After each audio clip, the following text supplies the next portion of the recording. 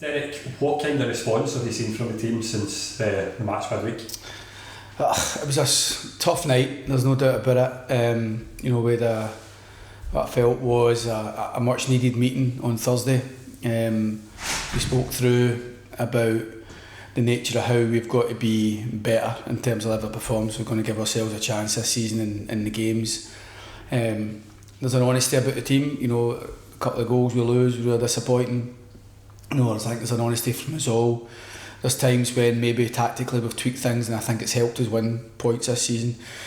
We go with a 4-5-1 to go up and try and be solid against Dundee United, and we always the intention of throwing another striker on. We want to keep the home crowd quiet.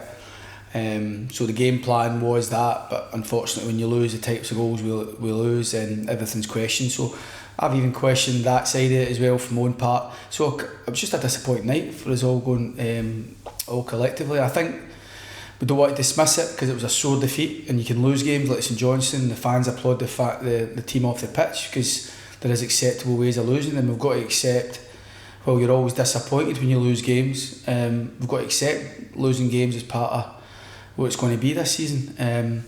What I want is, while we lose games, losing games feels like a death, and without over-egging it, it feels horrible. It's the worst feeling, and that's no bad thing. It isn't a bad thing. That it shows the level of competitiveness, but at the same token, we've got to deal with defeats better. And I do feel that after the Livingston game, certainly the manner in which we lost the game, having been in a strong position, winning an untidy game but doing what we needed to do to win the game, when we lose a goal from giving up a penalty kick and scoring a own goal, and the manner of the defeat, I think that was still hanging over us going into the Wednesday night's game. So it's something we've spoke about. What we need to try and do is show more belief and confidence in our work, and certainly better level of concentration at the starts of games, because particularly when you're a away team, giving the crowd that home impetus, as we did it on Wednesday night.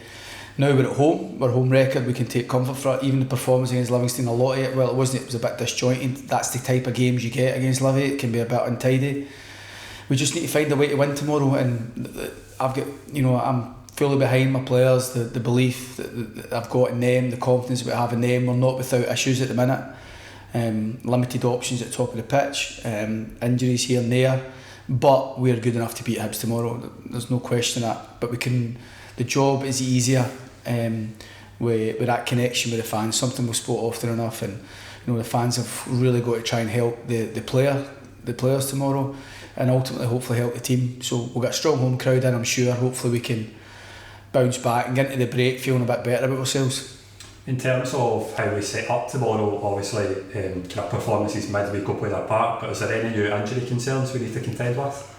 Yeah, there is. Obviously we've got one or two doubts, but obviously Ben Cassini's still out, Callum Waters got one or two issues defensively. Hoping young Ryan makes it. I think he'll be fine. Obviously had to come off with a continuation of a little hamstring kind of discomfort, but hopefully he's going to be okay. Obviously Kyle and Christian are unavailable to us, but by and large, it'll be. We look at each game.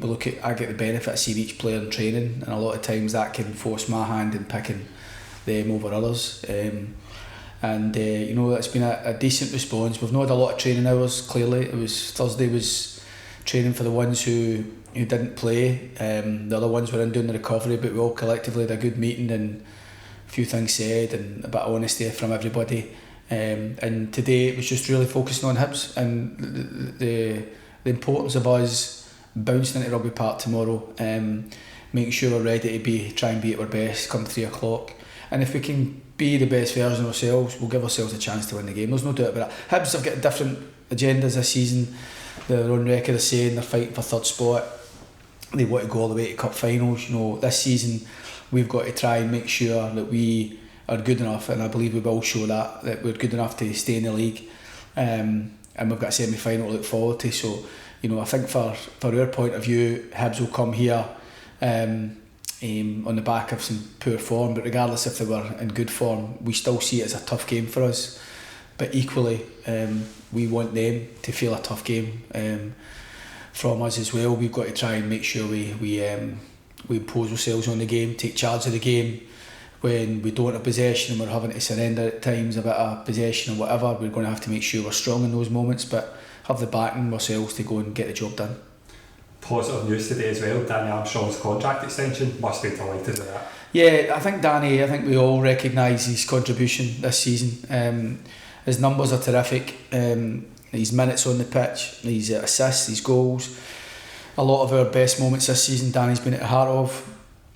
So I spoke to him last week, a couple of weeks ago, and we muted the point about trying to extend his stay with us, and he couldn't be more pleased. I think he sees this as the right stage for him and the right place to be to develop. We still feel there's more development in Danny, but I think what you've seen is when he reaches his heights of his goals and assists and being a key contributor, if he can be that more and more often and over a long period of time, he's going to be very important to us. So he's earned the contract offer. We're all delighted at the club that he's accepted it and sees this as a place to be. And then we knuckle down, we try to continue his good work and get more from him again. And just finally, I'm sure you're not looking much further ahead than 5:15 tomorrow afternoon, but what is the schedule looking like for the World Cup break? Yeah, so unless it's players just coming back from injury or injured players, the boys have got work to do throughout, so they boys won't be off. But for the majority who have been playing games, they'll get a full week off next week. We've got 5 weeks in between last fixture tomorrow and the next fixture middle of December. So what we're looking to try and do is give them that first week off completely, unless they're injured or coming back from injury, and then they'll be given a body of work to do with their belts, and that gets registered, and then we're back in a couple of weeks' time, and we'll still get 3 weeks to prepare for the next game. We've got a couple of friendlies lined up in between times just to try and get a wee bit of match practice again, as you would do. But I think it's important that it gives us a chance to clear up some injuries. But for the ones who have been playing a lot of games, we've been back since the 10th of June. I think it's, for some it'll be a much needed respite, but it'll be an opportunity for us hopefully to go into the break on the back of a win, which is the most important thing.